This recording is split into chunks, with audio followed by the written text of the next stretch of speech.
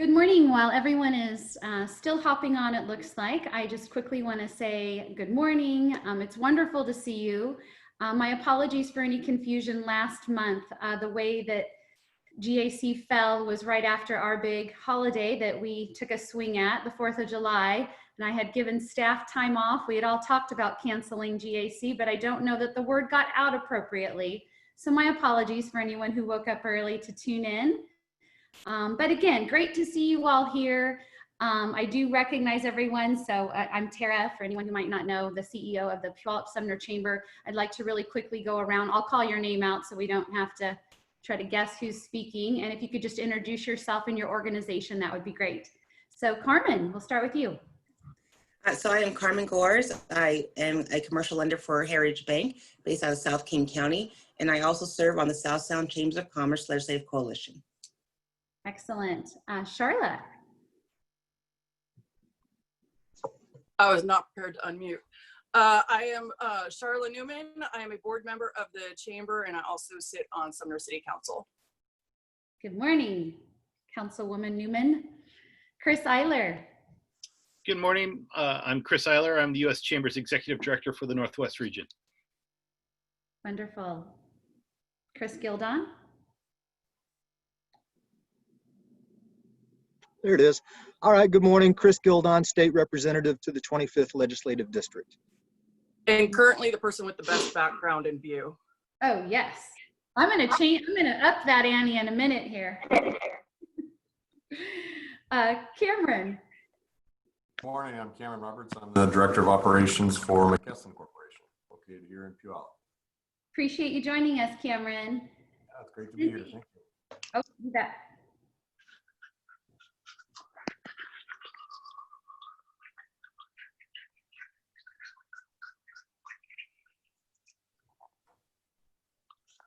Oh, Cindy Jacobson. Good morning, Cindy Jacobson, Puyallup City Council. Good morning. Hi, Joe. Hi, good morning, everybody. I'm Joe Bushnell with the Washington Hospitality Association. I do local government affairs in Pierce County. Excellent. Doing lots of great work. I'm going to slate a little time for you to provide a quick update as well, I hope. Sounds good. Good morning, Paul. Good morning. Paul Green, Chamber Board, Azure Green Consultants. Excellent. Ryan? Good morning. I'm Ryan Windish. I'm the Community Development Director for the City of Sumner. Fantastic. Good morning, Hans. Good morning. Hans Zeiger, State Senator, 25th District. Did you catch, I don't know if you called my name, my phone kind of held up there for a sec. Oh, hi. Nope, I see you on here, but I'll go ahead and let you introduce yourself. Good morning, Pam. Yeah, Pam Roach, council member. Perfect. Good morning. Hi, Kelly. Hey, Tara, how are you? Fantastic. Good deal.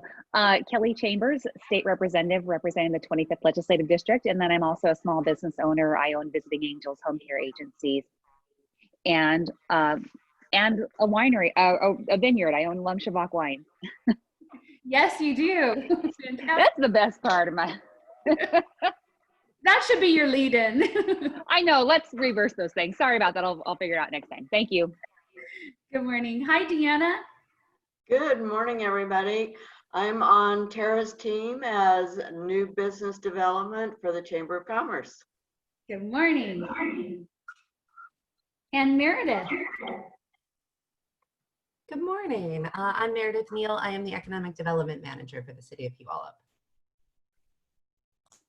Thank you. Hi, Ned. Hi there, Ned Whitting, City Council Member, City of Puyallup. Terrific. Good morning, Brooke. Good morning, Brooke Stegmeyer from New Canvas Advising. Excellent. And I've got a phone number there. Is that Lori?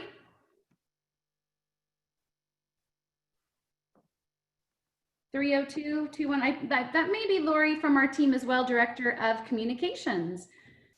So good morning, everyone. We're going to go ahead and kick this off with an update from the U.S. Chamber of Commerce. We have Chris Eiler here. There's a lot going on, and so anxious to hear your perspective on it all. Thank you, Chris. Thank you, Tara. I'm going to share my screen.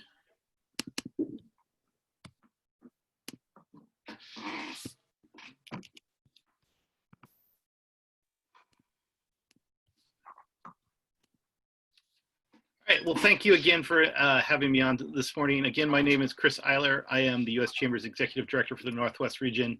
And as Tara said, I'm going to give you a pretty quick overview of what is going on in DC right now with respect to the phase 4 coronavirus economic stimulus negotiations. Before I get to the two bills that are being negotiated, I just think it's helpful to get a sense of all of the deadlines that are looming, or all the provisions of the CARES Act that have already expired. Looking at this slide, the federal eviction moratorium ended on the July 24th. Last Friday, the extended unemployment $600 a week federal supplement ended. The Paycheck Protection Program loan program ends on August 8th. And then at the end of September, you see the expiration of payroll support for airlines, the expiration of the student loan freeze. All student loans are currently in forbearance and interest is not accruing on those loans. That will end on the end of September 30th. And then there are a couple of other non-COVID related deadlines that are going to consume a lot of attention for Congress. The FAST Act expires. This is the current surface transportation bill that provides a lot of the federal government's portion of highway and road construction funding. And then the fiscal year ends on September 30th. So Congress is either going to need to pass all of its appropriations bills for fiscal 2021, or they're going to have to do some sort of continuing resolution to keep the government open beyond September 30th. So all of this is looming right now as Congress is trying to negotiate the phase 4 economic stimulus package, and they only have a very limited amount of time where they're all going to be in DC. Congress typically takes most of the month of August off to return to their districts for their August recess. Right now, Speaker Pelosi has indicated she will keep the House in session until a deal is reached, but once a deal is reached and they get something passed, it's our expectation that they'll return to their districts for the balance of August. When they come back, then they only have 1 month until the end of the fiscal year. About 3 weeks ago, the U.S. Chamber did send our priorities to Capitol Hill of what we would like to see in the phase 4 package. And you can put our priorities into 5 broad buckets: liability protections, ongoing support for small and mid-sized businesses, support for childcare and K-12 education, unemployment and job training, and state and local assistance. Of these, our biggest focus really is on getting liability protections for businesses. There is a real concern out there amongst businesses of all sizes that they could be targeted by trial attorneys with unfair lawsuits arising from coronavirus.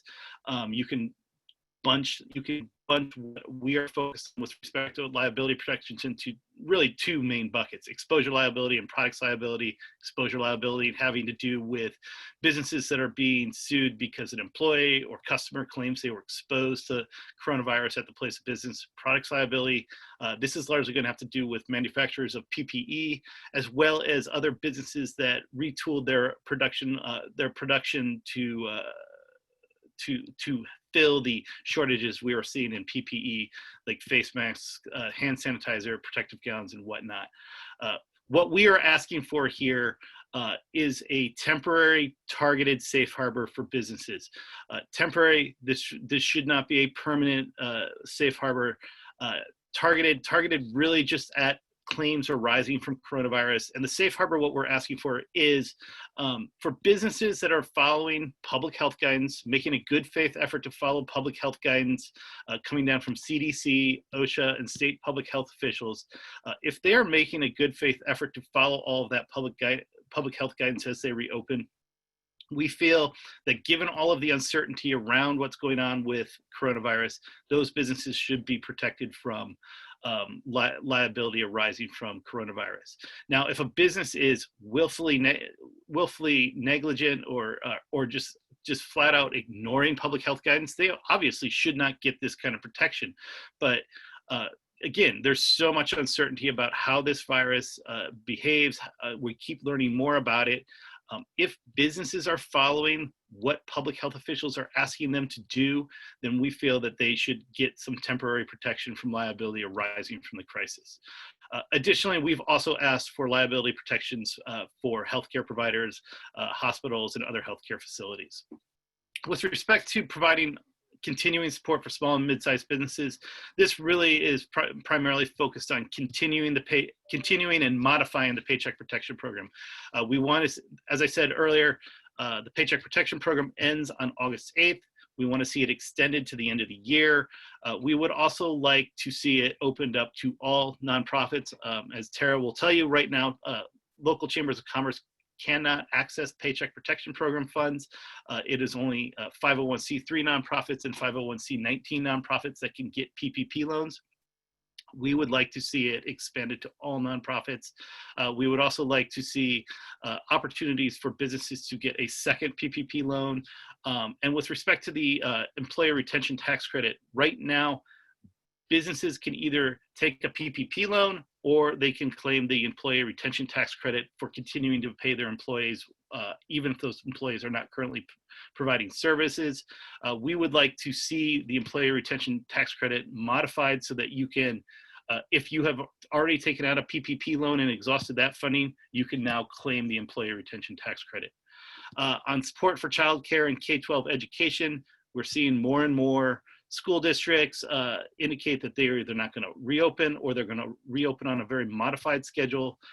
Furthermore, a lot of these school districts that do open are going to have to follow a lot of new public health requirements with respect to social distancing and monitoring their students' health.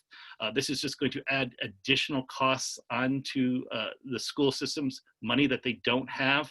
We want to see additional support from the federal government to help schools that do reopen, help them with the added costs of adhering to public health guidance so that they can open safely.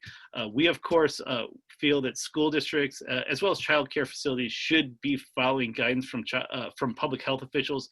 And if public health officials do not indicate that it's safe to reopen, they should not reopen.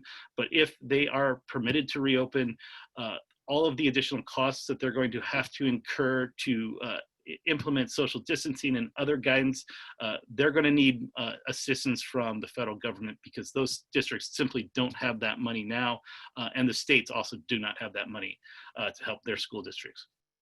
On unemployment and job training, it's clear that people are going to remain unemployed for the foreseeable future, and there's going to need to be additional assistance from the federal government to help keep these people afloat. However, we do not want to see a continuation of the additional $600 per week from the federal government. There is evidence that this is causing problems with rehiring employees. The Federal Reserve Board of Governors, in their beige book in July, 9 of the 12 Federal Reserve Bank governors indicated that they are seeing evidence that the additional $600 per week is creating some challenges for businesses in rehiring employees. That being said, we do need to provide additional support given the uncertainty of the crisis and how much longer it's going to last. We have proposed that the government should target replacing anywhere between 80 and 90% of an employee's salary, and that will require additional support from the federal government. On job training, there are going to be a number of workers whose jobs simply do not come back. The federal government is going to need to provide some assistance to help states and localities with job training programs to help connect those dislocated workers with new opportunities for jobs as well as job training. And then lastly, on state and local assistance, state governments are quickly running out of money as this crisis goes on. So the federal government is going to need to step in to provide additional assistance to state and local governments. This does not necessarily mean what the Democrats have proposed in their HEROES Act, which is basically to transfer $1 trillion to state and local governments. We want to see a more methodical process put in place to ensure that states that need the money get the money. States that do not need the money should not get a windfall in federal assistance. So what we're dealing with right now is two competing proposals. The HEROES Act, which is the House Democrats bill that passed right before Memorial Day, is a $3.5 trillion package. The HEALS Act, which is, it's actually a number of different bills, but it is what Senator McConnell and a number of Senate Republicans introduced just last week, is their proposal for the Phase 4 legislation. It is only a $1 trillion package. However, on our priorities, there are differences, but we see that there are a lot of areas where those differences are bridgeable. The two big differences between the two proposals from our point of view, the House bill, the HEROES Act, does not include any liability safe harbors for businesses, whereas the Senate proposal, the HEALS Act, provides no assistance for state and local governments. Beyond that, as you can see, both the HEROES Act and the HEALS Act do a lot to address a number of the things we've requested with respect to the Paycheck Protection Program and the Employee Retention Tax Credit. They do it slightly differently. And a lot of the changes that the House made to the PPP were actually taken care of earlier this summer in the Paycheck Protection Program Flexibility Act. And that's largely because the House moved sooner on their Phase 4 bill than the Senate. But that being said, both bills expand the Paycheck Protection Program. They extend it to the end of the year.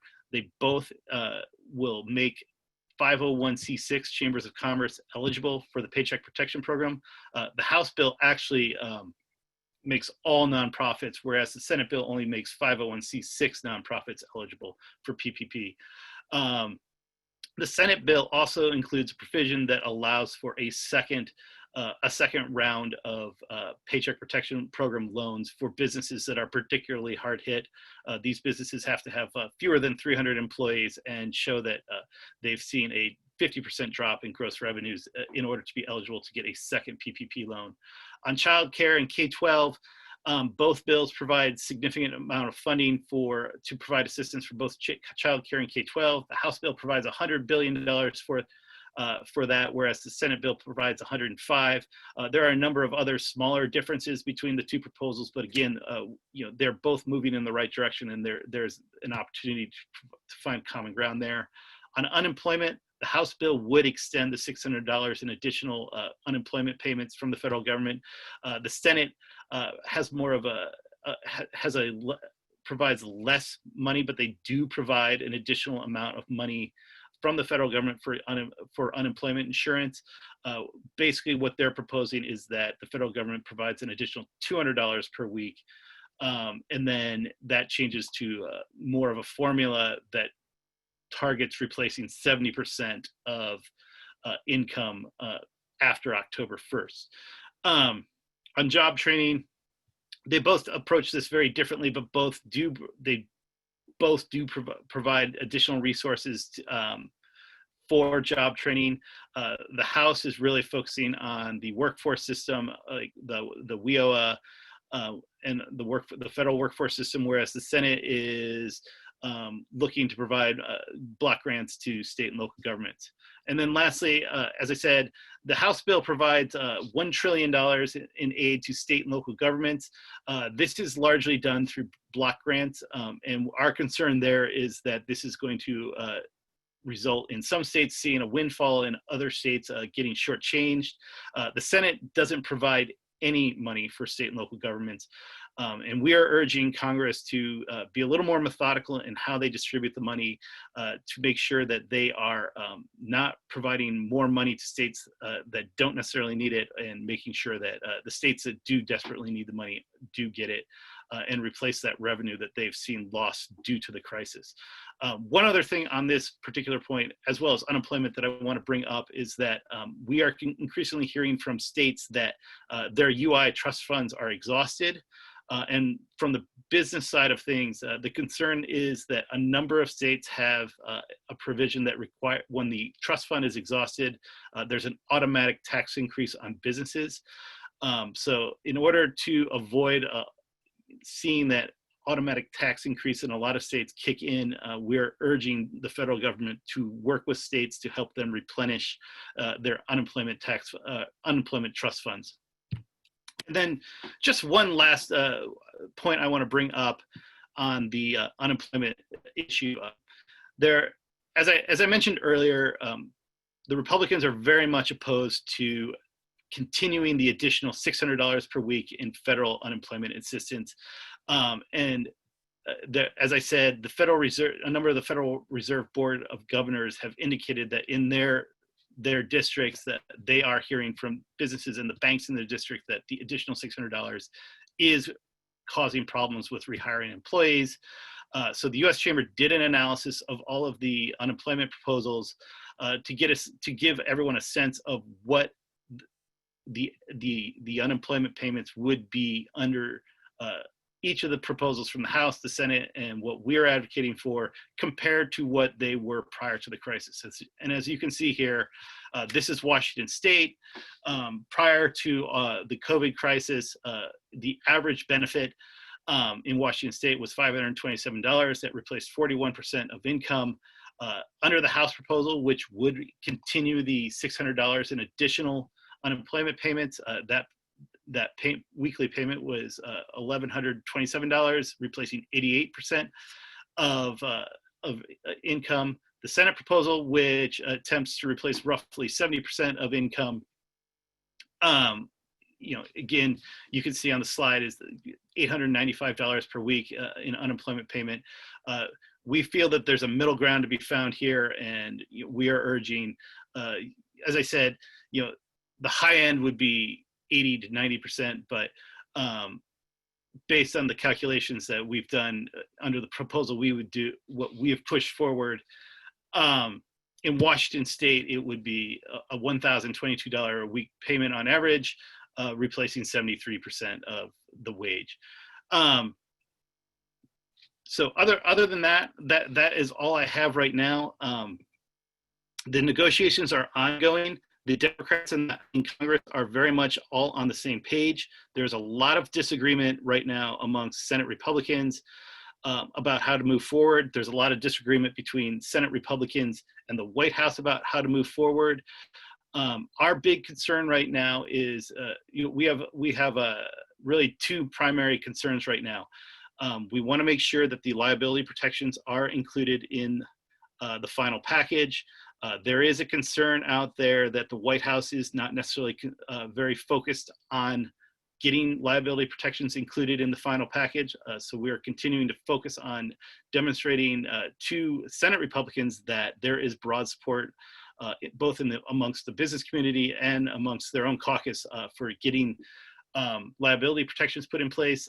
And then the other thing that we want to make sure that is in there is that the Paycheck Protection Program is expanded to all nonprofits, but specifically to 501c6 nonprofits so that you all at the local chamber level can get access to that funding.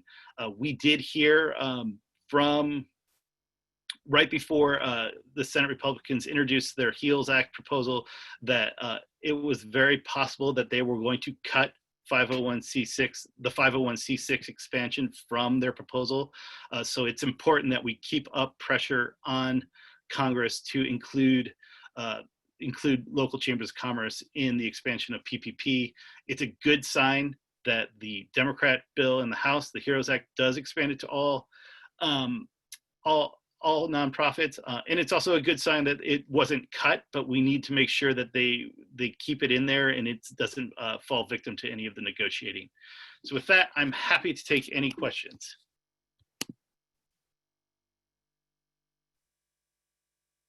Cindy, go ahead. Is that 114% that the House proposal replaces? Is that about what they're replacing now on average? Yes, yeah, because the House bill just extends the current law under the CARES Act. So that's about what they're replacing right now. So currently on average, we're replacing more than the lost income, even on the average, not just for some outliers. Right. And you can go on our website. I actually sent this around to Tara and she has the link. But we did an analysis for every state and you can see how that proposal impacts every state.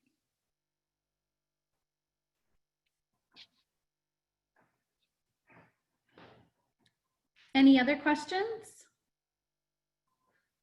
Just to comment about the chart, the 73% in the fourth column doesn't correspond to the 1,022. 1,022 would be more like 80%. So I pulled that off our website, and there's actually a more thorough explanation that I couldn't get all on one slide. Before I log off here, I'll put the link in the chat so that you can all go to the website and see our analysis for Washington State in total, as well as the analysis for every state. My comment, just the difference between 895 in column 3 and 1,022 in column 4, that's a 3% drop difference for a couple of $1,000s. And it's more than that. Yeah, let me send you put our analysis into the comment section. That way you can see the full explanation. Not to get hung up on numbers, but we now have 2 mathematicians on the city council for Puyallup. Oh boy.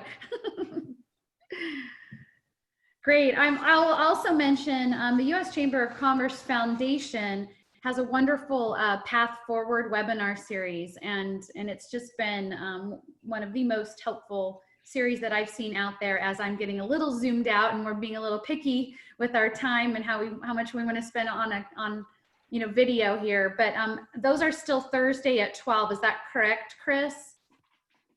Yeah, they've typically been doing them at noon on Thursdays, but some days they move it around some days depending on the availability of the speakers. Correct. But and they're all recorded, I believe. So they should, if you've missed one, they should be on our website. Yeah, and this is also uschamberfoundation.org/path forward. So look for those. I know we try to do a really good job reposting the episodes as well. All right, any other questions for Chris? I thank you so much, Chris, for that update. We're going to move right on to the city of Sumner, and we have Ryan Windish with us today. Thanks for being here. Aside from the innovative use of goats and sheep, which I love, I don't know if it's goats and sheep, but nonetheless, Goats and sheep. I love it. I love it. Anyway, let's hear what else is going on in Sumner. All right. Yeah, our goats and sheep are doing our stormwater pond maintenance for us. That's awesome. It's pretty good. Were they part of your PPP? No, but they've been part of our maintenance program for quite some time. We've been doing it for years, so it's fun. Some other things we've got going on in Sumner. We are in the thick of working up our budgets for the next biennium, the 2021-22 budgets. And as you can imagine, the word from above, the mayor and administrator, is don't ask for anything new. It's basically a status quo budget and looking for cuts where we can make cuts. So that's what we're working on. Of course, we need to have that adopted by the end of the year. So a lot of work to do here over the next few months. A couple things. We've got the Open in Sumner Coalition that fired up a couple months ago as we were trying to reopen in a phased manner, and how do we promote business virtually in phase 1, and then phase 2, opening safely and promoting that. And I just wanted to touch on a couple things that we've been doing. We did social media training webinars on Wednesdays for about 8 weeks. And so we have those recorded and available on our website. I'm no techie, and the information is usually over my head, but just a ton of good, solid information on, if you're a small business, how to take advantage of how to do ads properly, doing videos, just a whole slew of good information. And then we also pursued doing parklets. I know Puyallup's been working on this as well, making allowances for it. Sumner used Complete Streets grant money to actually construct 2 parklets. And then we did an application process, and there's 2 businesses that we've been talking to. One, actually, we've put it in place last week, put the parklet down in front of the Hometown Charm restaurant cafe, and it looks awesome and people are excited about it. So we've been moving on that, which provides for, of course, more outdoor seating for restaurants that have limited indoor seating. Also along the lines of response to COVID, the city, in an agreement with the Sumner Bonnie Lake School District, contributed $40,000 of CARES Act money towards our family center to help with families in the district that are having, that's for rent and utilities and other financial difficulties. So we put that forward there.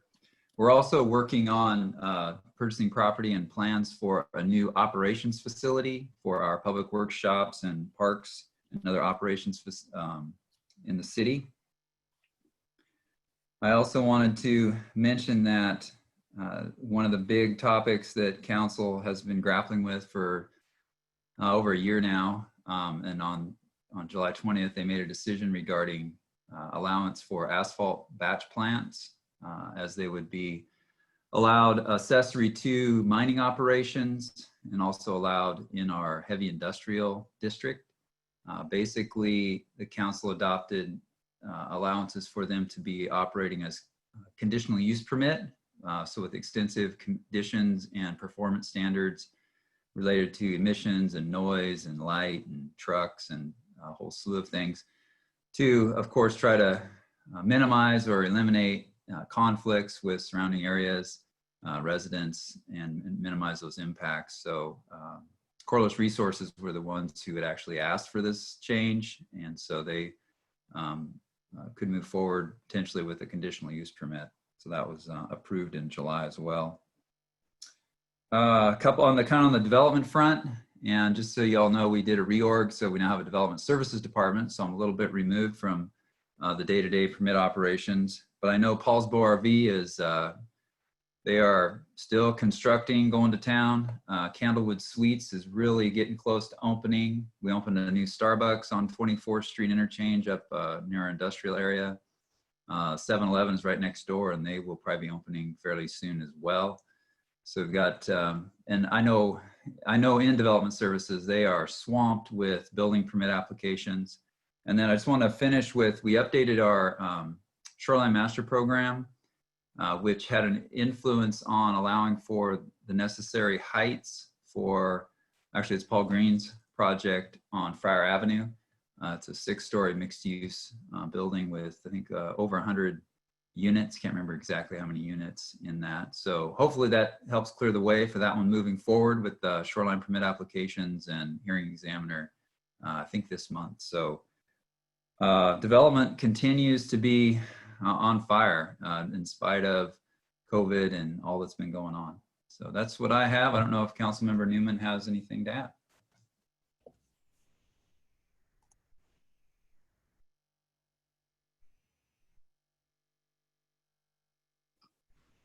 It always takes me like 10 buttons to get the unmute right. No, I mean, he covered more than I would out, Ryan. Thank you. I especially wanted to make sure we could brag about the parklets. Tara, I might send you a photo of it later. They look fantastic. And I think they're going to be a huge coup for restaurants and outdoor seating in helping getting customers to safely be able to enjoy facilities. I think Ryan's probably more optimistic than I am in suggesting that asphalt is done, but hey, we can hope, I guess. We did add more, I think, safety precautions to some of them, and I think there is still going to be a debate about which sections allow it, which areas allow it, and which areas don't.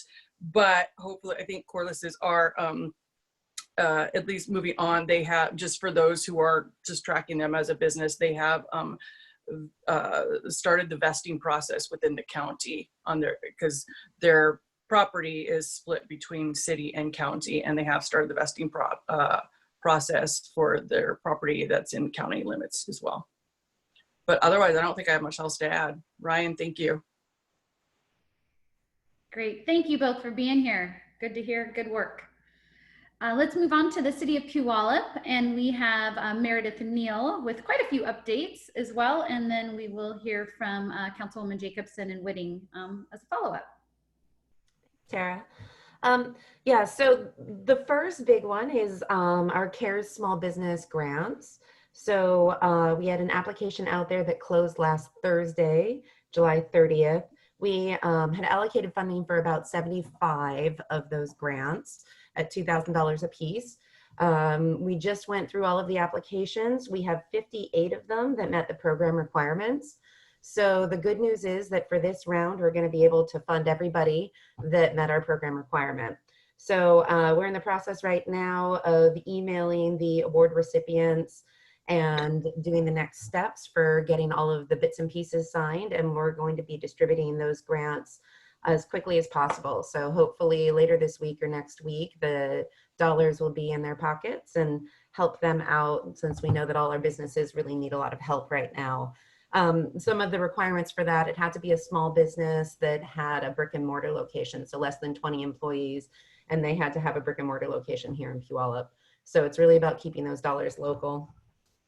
The next thing are Puyallup is open air pilot program, which includes all of our outdoor dining and outdoor retail options.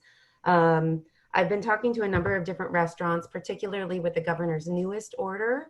Those who were kind of interested are becoming much more interested in having parklets or other outdoor dining options, especially bars and other places that don't have any opportunity to serve people indoors. So I'm hopeful, we're working through with a couple of them right now, that we'll start seeing some of those pop up in especially our downtown core, where we have smaller restaurants, small facing. But one of the fun things that's come out of that is our Nights on Meeker program that the Puyallup Main Street Association has set up. Each Friday night, we're closing a block of Meeker from the end to the post office in downtown. And that's been going for 4 weeks now. This Friday, not only are there going to be tables there that you can take your takeout restaurant food to, but there's also going to be 8 pop-up retail vendors. And so the idea is to create a non-event event that brings people to downtown, helps them, helps local restaurants by people buying takeout and sitting down and eating there. If you haven't been there, it's actually super adorable. There are lights out, they set up tables with umbrellas, there are planters with flowers, and it's a pretty nice little feeling there. It's kind of cool to sit in the middle of the street and eat, and you can watch the traffic go by, especially if there are old cars cruising the loop, even though they're not technically supposed to. Then the other big news is on the development and permitting front, is that we have selected a new director of permitting and development services. His name is Jeff Wilson, and he will be starting on September 1st. So right now, as many of you know, Tom Utterback had retired from the city, and we have Ken Cook, who is our deputy or assistant city engineer, who has stepped in as the interim director of that group. Jeff Wilson, he most recently was the director of community development for the city of DuPont. And previous to that, he was a senior director for the State Department of Commerce. He worked for the cities of Kirkland and Edmonds, and he was the director of development for Chelan County. But one of the things that we all found really interesting on the interview panel was that he also worked in the private sector for 8 years. First for an architecture firm, and then for Costco directly as one of their directors of real estate for Costco. So he's been on the other side of it in development and permitting. He's been the one on the other side of the county. So skill to have as he steps into this role. Our new permit software is moving forward. One of the silver linings of COVID was that it made people have to shift really quickly. And so our team sort of had a crash course in things like using Bluebeam, which is a software to review things online instead of doing it on an old paper copy. And so it's been really amazing to watch that. Just as in Sumner, our permit numbers are still going strong. In some areas, we actually have more permits that we're processing right now. one of the areas that slowed down slightly, but then picked right back up and surpassed last year's was our single family home permits. And so housing is still essential right now, and people are moving forward and building more housing. So working on our budget for the next biennium, and I think I can pass it over to the council members to maybe talk a little bit about that and the fact that we are moving to a biennium budget. So Thank you.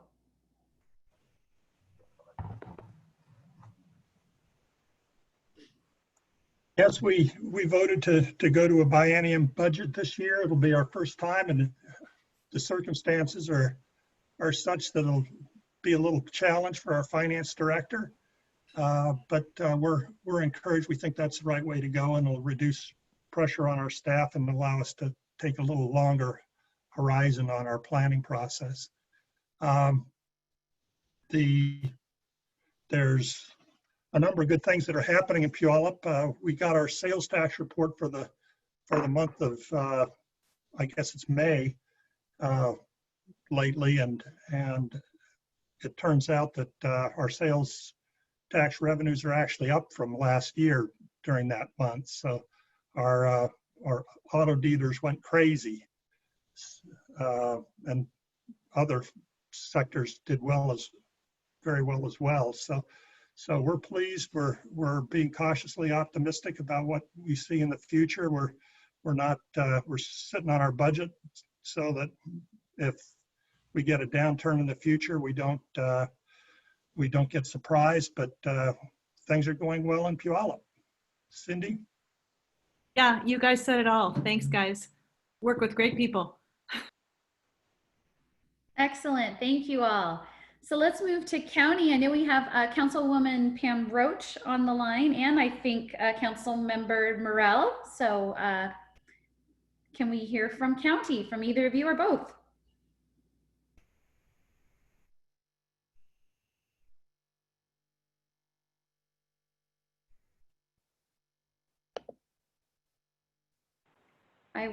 There we go. Is that you, Dave? Yeah. Yes, that's me. Is Councilwoman Roach on the line?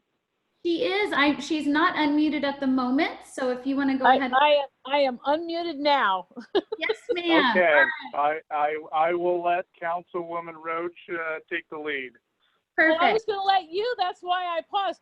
You know, I saw that you were going to be on your agenda. It said county representative, and I thought, gee, I wasn't invited. They must have somebody from the administrative side. So I can't say I'm totally prepared to do this, which is probably what Morell's thinking, which is why he wanted me to go first. I mean, you think I don't know that, Dave, you think I don't know that? But I do want to assure everyone that we're doing everything we can to make sure we know what's going on in the community and respond to the needs. The county, I think $167 million, might be off by $1 million or $2 million. That's a lot of money. And we decided that we would not spend it all at once. I encouraged it, hey, let's wait and see.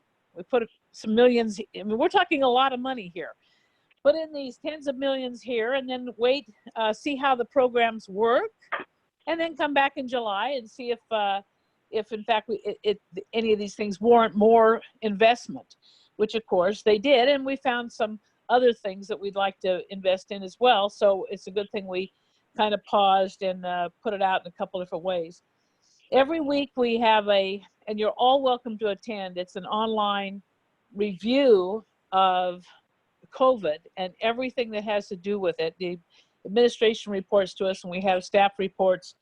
So we try to keep up what's going on. One of the great successes, I think, and you could always use more money. I was appalled really that the egg community was only allowed $500,000, and then half of that went to roughly half of it went to a farmer's market, which is not exactly there on the field working with different equipment and people and so forth. They have a rush of employment at this time of the year, as you know. So, but we were able to expedite with the great help of the federal government, the PPEs that they need to process our food. They are essential for our, well, for our being. You have to have a good egg community up and running. So I think we learn from these things. One of the things I learned is that the state of Washington, and I'm sure most other states, completely flat-footed on this stuff. I'm not blaming any administration, but I'm just saying that that this state needs to do better. And I've always thought that. When I was in the chairing the Governmental Operations Committee, I suggested that Rainier School, which has 150,000 square feet of daylight basement, completely unused, be used as a storage for food, that it be rotated out to the military. In other words, it never got too old, and just in case we had an emergency. And those kinds of things we don't do in Washington State. If there were ever something worse than this, and we had a stop in the food chain, and you all saw that when there was a flood in Chehalis, Centralia, it took days, and the warehouse in South Seattle is empty in one day. We rely on the trucks coming up from the Visalia to this San Joaquin Valley, where the produce is put together in the wintertime and early spring, to bring us food. So for a long time, I've noticed we are not prepared for emergencies. We don't have a complete ham radio network in this state, don't even have it for Pierce County. I guess I'm using this as a soapbox, and I want I'm on my, few months left. These are things that are, these are things that are very important to us. Yeah. They're very important to us. We don't have a way to communicate. If you had an earthquake, you wouldn't have your cell tower. Remember when there was an earthquake in Olympia probably 15 years ago? There was no cell reception, nothing. They were dead. Satellite phones did work.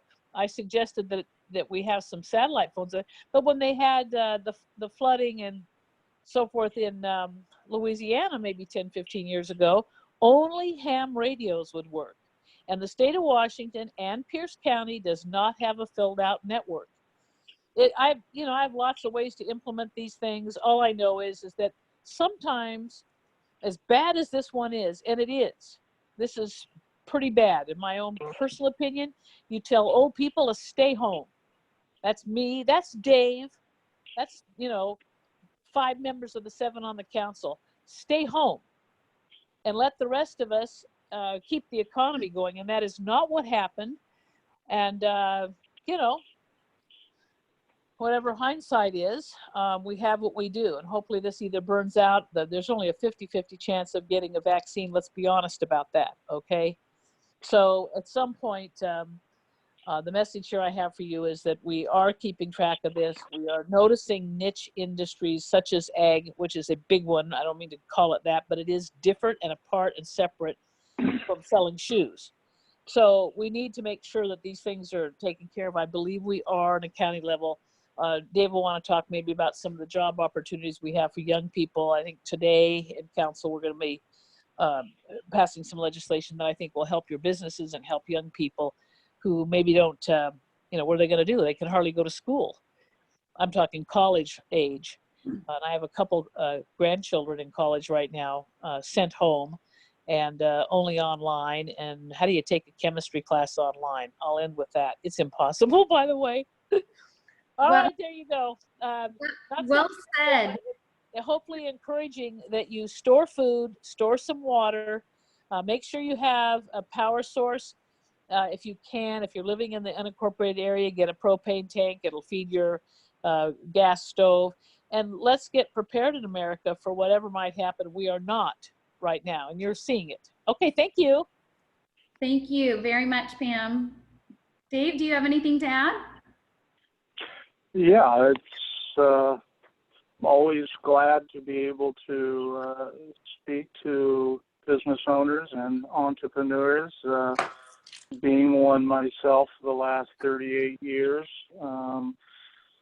I come with a little bit of understanding what everyone's going through. Thus, I think this council has been very receptive in using the Federal CARES Act funds to stand up our, micro, small, and large businesses in Pierce County. A lot of the ideas that we get are generated from the chamber and from local business representatives. So as Councilwoman Rhodes said, we've been very frugal about how we've kind of overseen the 158 million that have come to the county. And economic stabilization has been one that has been really innovative. Betty Capistani and her crew have come up with some great ideas, backed them up with great facts and statistics. So with that, we'll be adding 2 new emergency ordinances is going before the council today. The first one will be adding 2 larger employer categories to our adaption grant program. And those are adaptive grants for COVID-related upgrades for businesses. We're going to add categories 21 to 100 employees and then 100 employees and greater. What we want to be able to do is be able to market Pierce County as helping all of our companies, not just the smaller companies, but the large employers also, who Sumner really had to do a lot of upgrades to their facilities to get them COVID compliant to be able to operate safely. So that'll be moving forward today. And the other one we're kind of excited about is we're going to put a commercial rent and mortgage payment assistant program out there. Council member Marty Campbell had been concerned about the companies that are stuck in phase 3 and 4 with no light at the end of the tunnel. And so we came up with a program to help in rental and lease and mortgage assistance for those companies that are stuck in those phases. And then we also just added just yesterday, now that the guidelines are changing for phase 2, to help those companies also that now have got to reduce their occupancies and their business plans to contend with the governor's new guidelines. So those will be rolling out today. Hopefully, if the council approves them.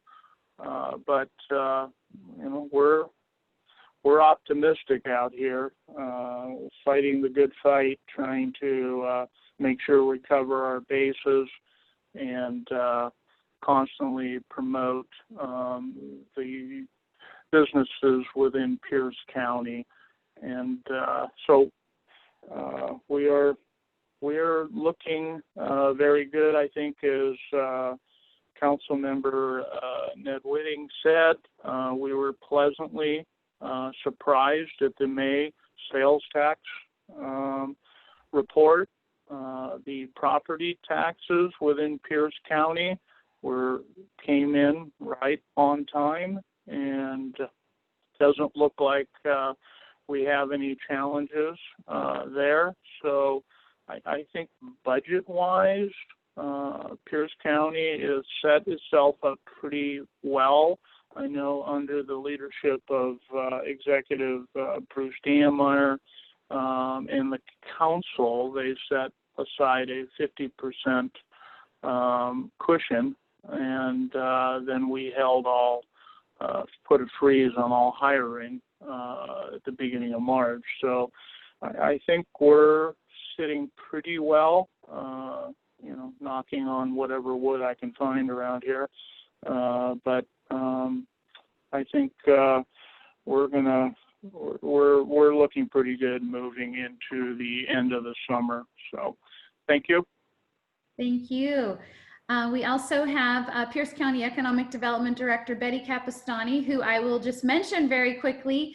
just received a Lifetime Achievement Award in the chamber world. So she doesn't. You're not supposed to tell that stuff. Those are quiet secrets. Hey, she's fantastic and definitely heralded in the chamber world. So onward and upward to you, Betty, but go ahead and let us know.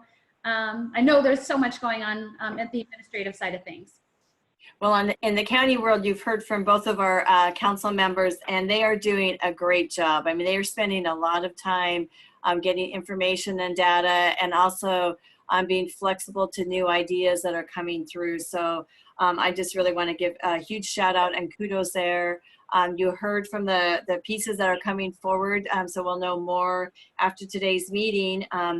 But the thing, maybe just to remind any of your businesses, we still have PPE available, and we're doing repeats for people because we didn't expect when we first started this it'd be that long. So some of our businesses are coming back through. We've done over 6,200 business deliveries of PPE. We actually have twice a week people come by, and we've even had a few cases we feel like we're Nordstrom that they sign up after hours on a Thursday, and Friday morning they're picking it up before we even open. We just happen to be there early. So, and Tara, thank you, because you reached out with a couple of your businesses that needed more. So they just have to go online to put the order in, so we can be able to keep track of that. We've also done a lot of PP&E for egg and different kinds of things than what we've done for other businesses, but we did a business survey, and we're finding shortfalls that a lot of our businesses cannot get gloves, especially if they're in industries that need gloves and they can't get cleaning supplies. So we're looking at trying to figure out ways that we're able to get that in bulk. So those are good pieces. We do still also have business loans that are forgivable. So some of our smaller companies up to 20 employees, that may be a thing for them to look and take advantage of.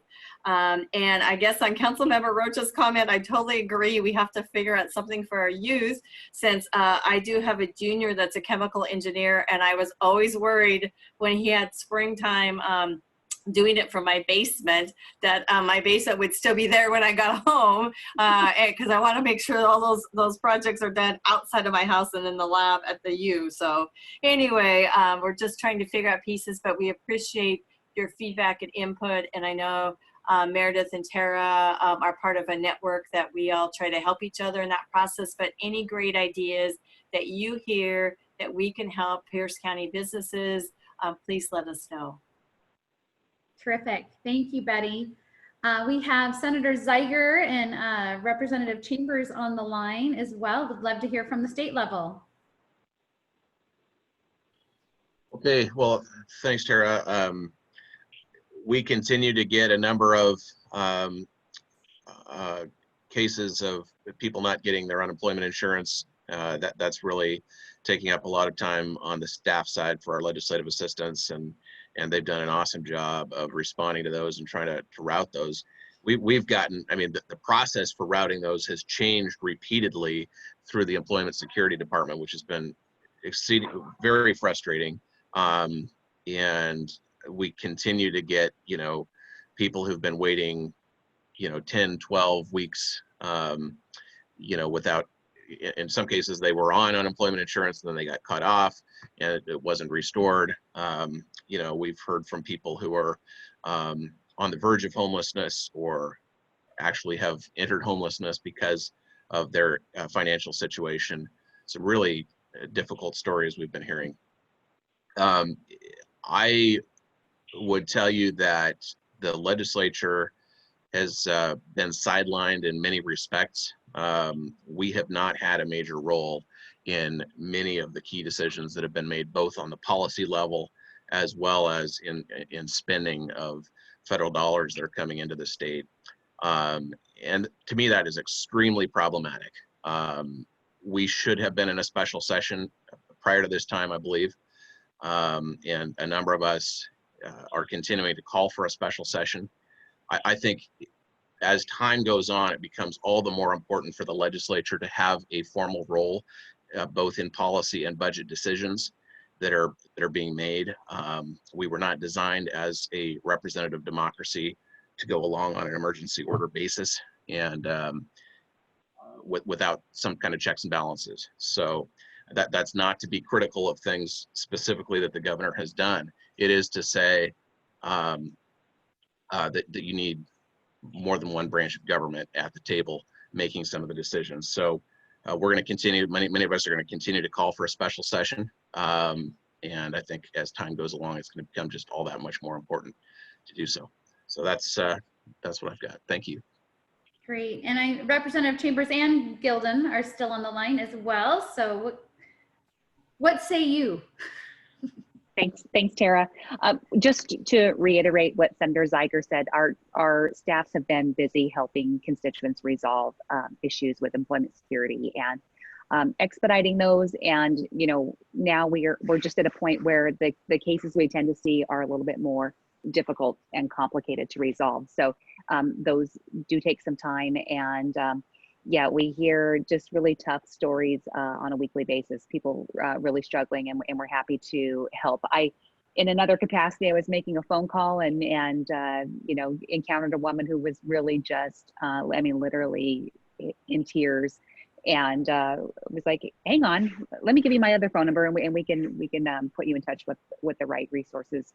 And so our staff's not just dealing with employment security, but putting people in touch with other resources that are out there and available in the community when they're really in crisis mode is what we've been doing a lot of. Just to reaffirm what Senator Zeiger was saying in this whole COVID process, that we have a triunal government system with the executive, legislative, and judicial branches, and really do think that the legislature should be involved in many of the big decisions going on across our state with COVID response, as we look at the budget impacts of this and looking forward to what policies need to be addressed in this situation. So we always appreciate the feedback from chamber members, those in the community that are dealing with all sorts of business issues, and your business is best, and how government can be more responsive to those needs. So we're always willing to hear from you and want your feedback on those areas as well. So I don't know if Representative Gildon's still on the line. I'll hand it off to you. Background on us. Yeah, I did. I went up to the office. So, I think they covered everything that I was going to talk about. No special session. We're not going to see it. The Employment Security Division continues to struggle. The Seattle Times just had an article yesterday that said, there was 87,000 fraudulent claims in Washington state. And that resulted in, according to them, 576 million of your taxpayer dollars that were lost. It's just horrendous what has happened there. And not only that, but we still have thousands of people who aren't getting the benefits that they rightly deserve. So we are spending a majority of our time right now trying to assist people in getting the benefits that that they're authorized to get. So as you're going throughout your days, if you have people that you come across them and they're in that hard position, please refer them over to our offices, and we'll do the best that we can to help them. But aside from that, we're certainly ready to get back into session and get back to work for you. I hear from all of you, and we are sure lucky in our community to have your voice and advocacy and all that you do. So, and so grateful to be able to have this platform to hear from you directly. I so appreciate this. I know chambers across the country. I'm on a lot of different chamber calls, and there's very few chambers that are pulling together this kind of a group on a monthly basis and bringing them into their government affairs committee. And to me, I feel that's sort of the way to do it. So I, again, so appreciate your candor and all the work you do. Before I close, I think because we have Washington State Hospitality, Joe Bushell here, and they're doing such great work, I'd love to give you an opportunity to say something as well. All right, well, good morning, everybody. I'll keep it brief in the interest of time. First of all, I want to appreciate the chamber and everybody else that's on this call. In some way, everyone here has supported our industry. As you know, our industry has been in crisis since March when this began. and many hotels are suffering, many restaurants are suffering. Our industry is definitely the hardest hit amongst all the industries in the state. Just to give you a quick statistic, in 2008, during the Great Recession, we lost about 15,000 jobs, and that was really tough for our industry. But now, due to COVID, we're at 150,000 jobs lost. So it's astronomical. Many businesses, like bowling centers, due to the governor's most recent orders, have been shifted to phase 4 openings. And so, as you can imagine, they've been closed since March. We have many restaurants that weren't planning on opening until phase 3, and phase 3 at this point in time is just a dream. So we're really, I don't know how to say this, we really need support, and we really appreciate all the support that everybody's been giving us. The Pierce County with the PPE, it's been very popular. And yeah, so that's the kind of the gist of it. We're really in chaos, and we really need your support moving forward. Please continue going to get takeout and stuff. We just had some last week, the governor had come down with some more rules for distilleries and wineries and what have you. And they had initially stopped indoor dining. But if you serve food, that they've reversed that decision yesterday, not yesterday, the other day. So we're happy that happened. But as you can imagine, it seems like the low-hanging fruit for the governor's office is our industry, and it's always just what's next. And so we're kind of waiting with bated breath every time he does a press conference. Yeah, that's kind of the gist of it. I wish I had some great news for you guys. Unfortunately, that's not the case. But appreciate your continued support and looking forward to working with you all. And so some of the decisions that got reversed favorably, which is rare that it's going in a positive direction, is advocacy helping at all? It is. So, and I don't want to toot our own horn, but if it wasn't for the relationships that my association partners have built, my colleagues with the governor's office, there's a possibility that Pierce County would have shut down their hospitality industry again.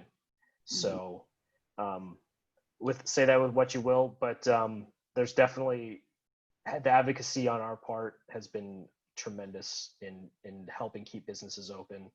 And we obviously, it's a public health crisis, so we've been working with the health department and the governor's office on what we can do as an industry to make sure that we're keeping our employees healthy, making sure that we're keeping the public healthy.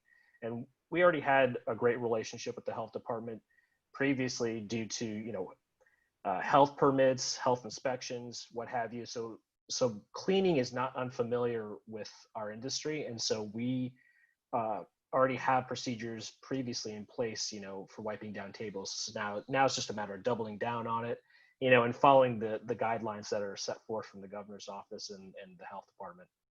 And so it is safe, and we do the best we can. We encourage everybody to mask up as much as possible. We are partnering with other state associations to do a mask up campaign. So you should start seeing some information on that. And we're also starting new town halls in order to try and get more information out to everybody. And we partnered with the TARA and the Chamber as well. It was very successful. A lot of people love being on that.